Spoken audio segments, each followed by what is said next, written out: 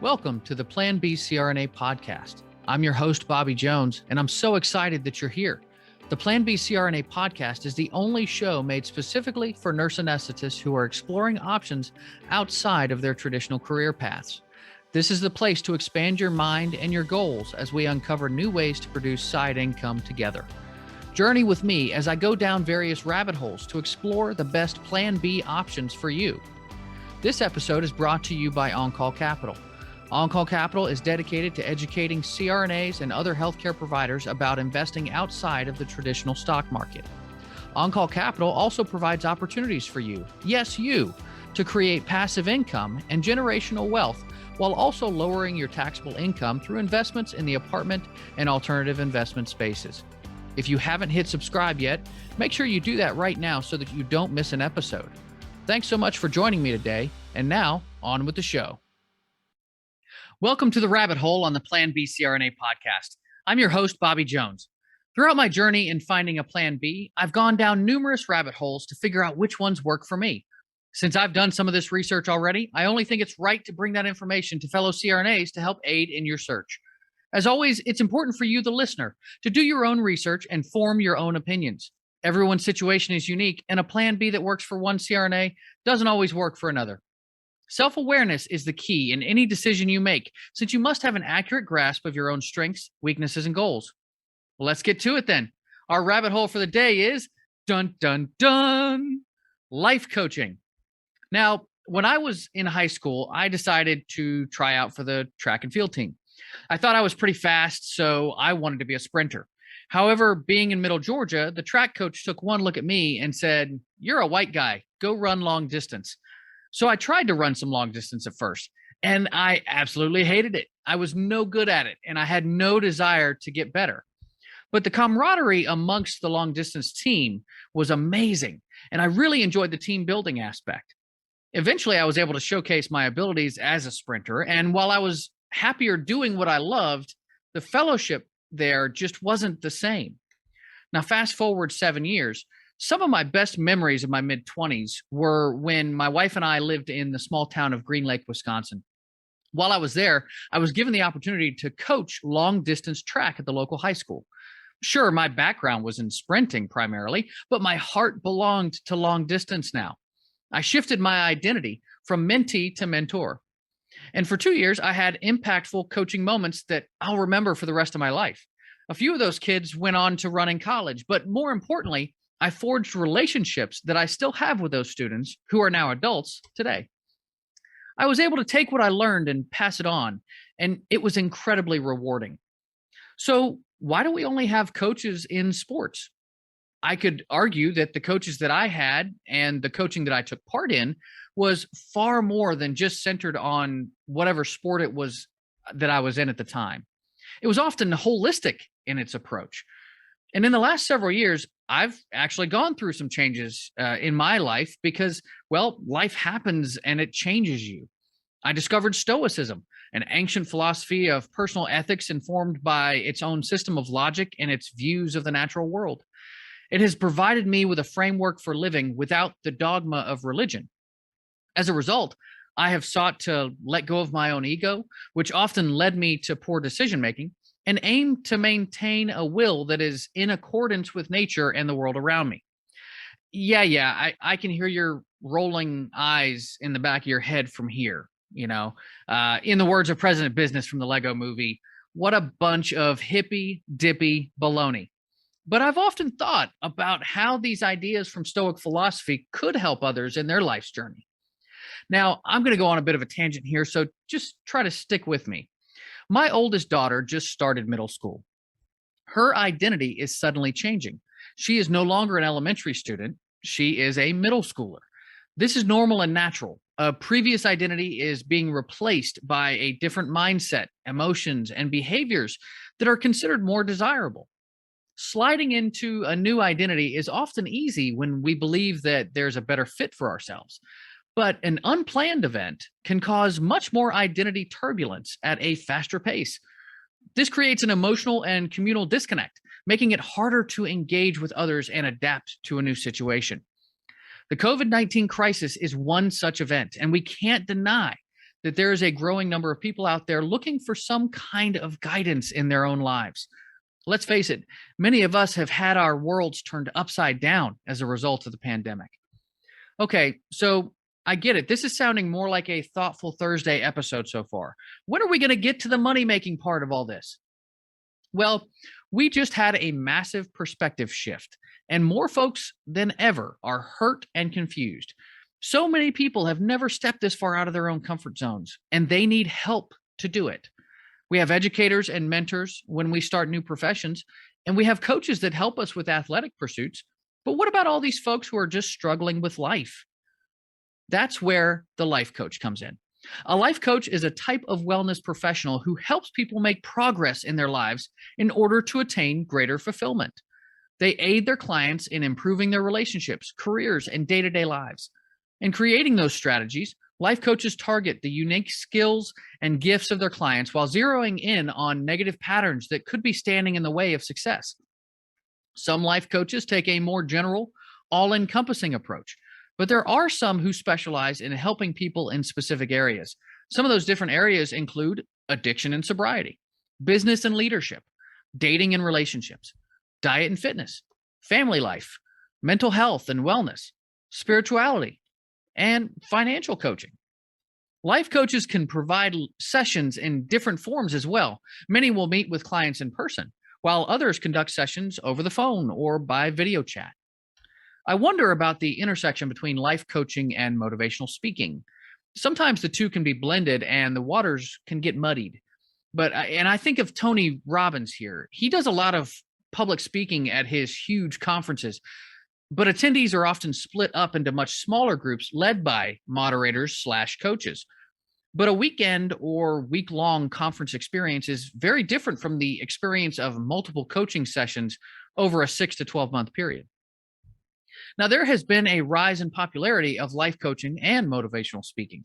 There are three primary reasons for this. Number one, there's not much regulation or any real restrictions in this space.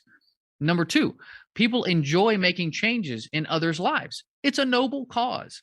And number three, technology is easily available now, meaning anyone can make a presentation or deliver one. It's easier to connect with others than ever before. So, what does it actually take to become a life coach? Well, the first thing you need to do is find your niche.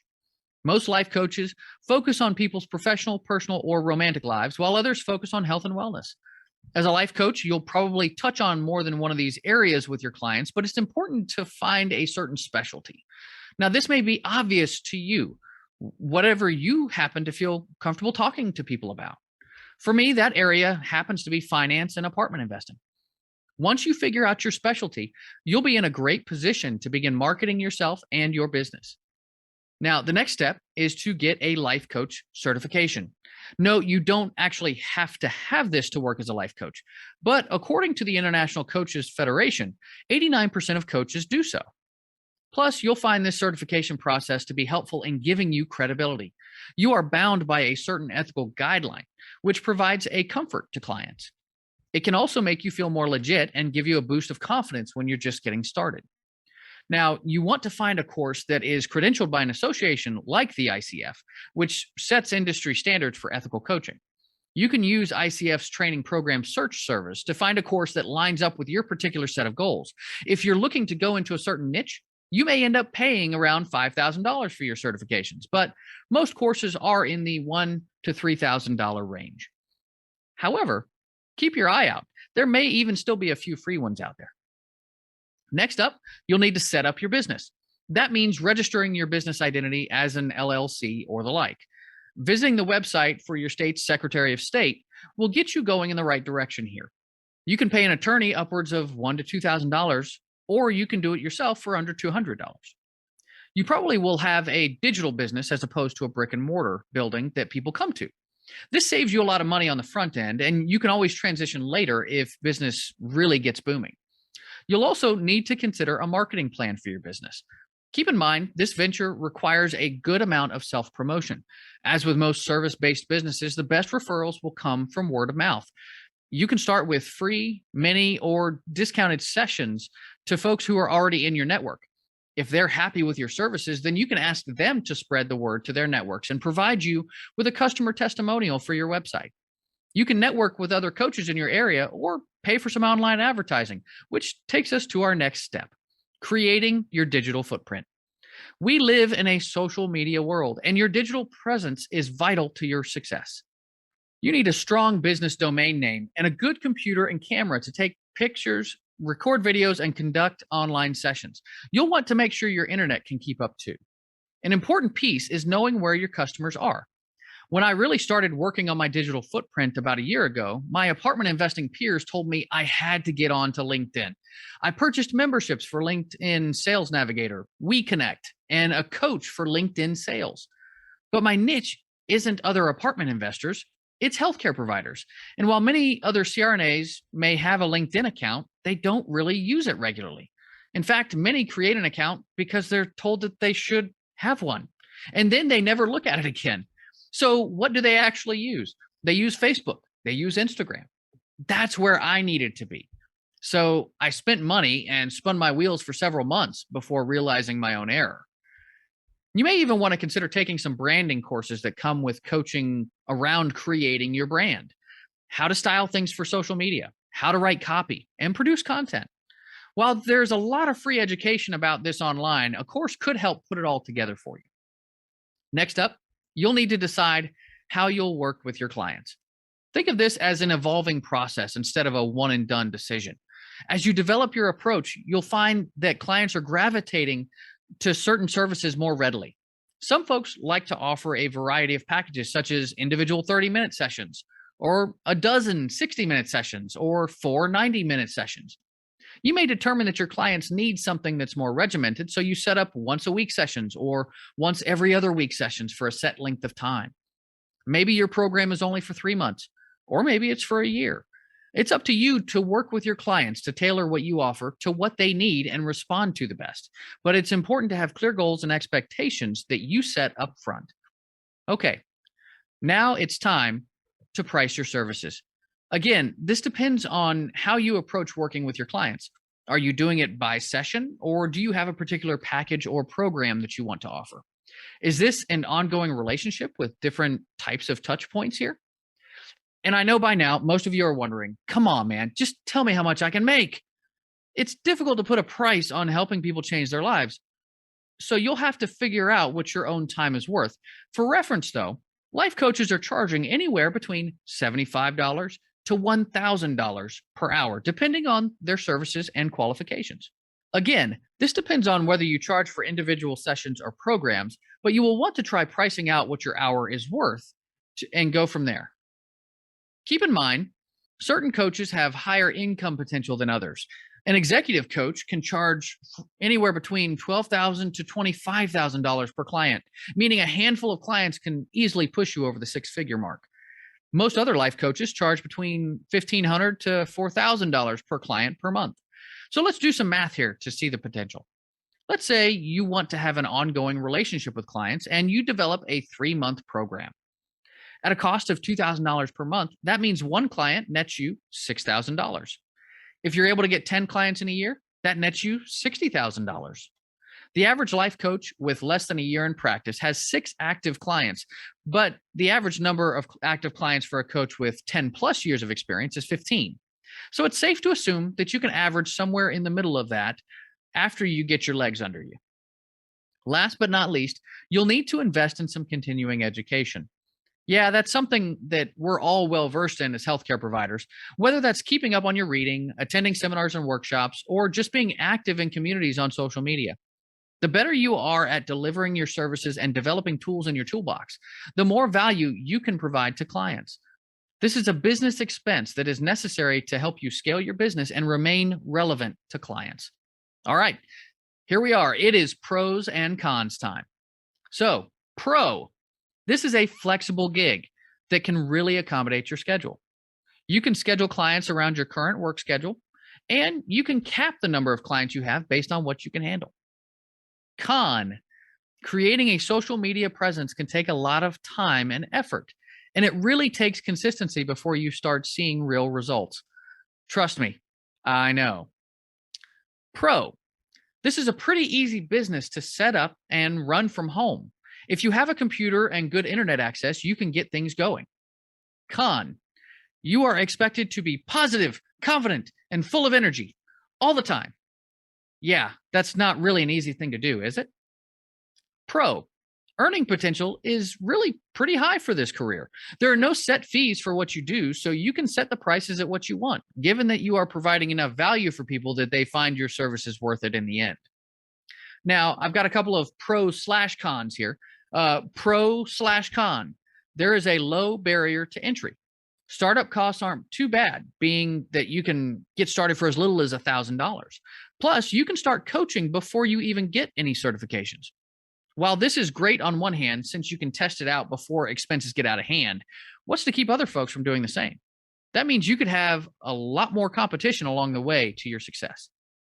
Another pro/con, the emotional investment that you have in your clients is a powerful thing. Your cup can be filled by great interactions and successes that you have in those breakthrough moments with people. But most folks who get into coaching are empathetic and they take on the burdens of the people that they're trying to help. It's a delicate balance to make sure that you're going in the positive direction here instead of letting certain things get you down. Now we're going to end on a pro. You can really help people make positive, lasting changes in their lives. There's nothing quite like seeing the transformation that clients can have as a result of your efforts. If you have a desire to really help others, this can be a great way to do just that. Now, if you think that this is something you'd consider pursuing, then make sure to check out the links I've provided in the show notes. One book to start with is Becoming a Professional Life Coach, Lessons from the Institute of Life Coach Training, 2nd edition, by Patrick Williams and Diane Menendez. The last thing I'd like you to consider is that, quote, if we are asking our clients to be courageous, we must dare to be courageous ourselves, not fearless, but courageous in moving forward in partnership with our fear, end quote. Now, that's a statement from Megan Jo Wilson, whose best-selling book, Who the F Am I to Be a Coach? A Warrior's Guide to Building a Wildly Successful Coaching Business from the Inside Out. That one's definitely worth a look. Now, I hope you enjoyed today's rabbit hole. Life coaching is definitely a career on the rise as people today need more help than ever to navigate their lives. As always, I'd like to thank you for listening to the Plan B CRNA podcast.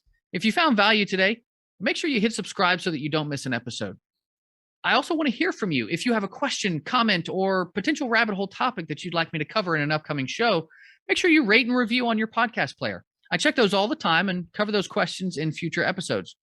If you'd like to connect with me or learn more about On-Call Capital, make sure to find me on Facebook, LinkedIn, Twitter, or visit my website at www.oncallinvestments.com. Until next time, this is Bobby Jones signing off. Thank you so much for joining me for another episode of the Plan B CRNA podcast. If you haven't already subscribed and reviewed the show, I'd be honored if you took the extra time. It really helps to expand our reach and get the word out about the show. If you're a CRNA who is interested in sharing your story on our podcast, I'd love to have you. Please email me at bobby@oncallinvestments.com for more information. This episode was brought to you by On-Call Capital. They are dedicated to helping providers like you develop passive income and generational wealth through investments in the apartment and alternative investment spaces.